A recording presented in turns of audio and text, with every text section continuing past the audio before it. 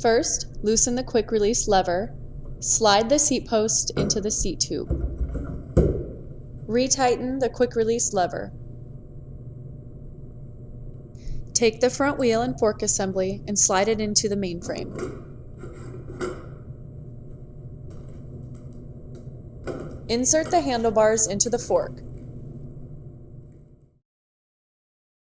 Use the provided Allen wrench to tighten the bolt as so.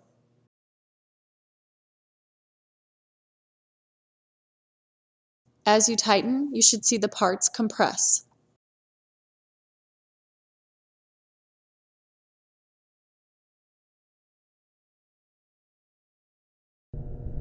Finally, push the pedal away from the frame and click it into place.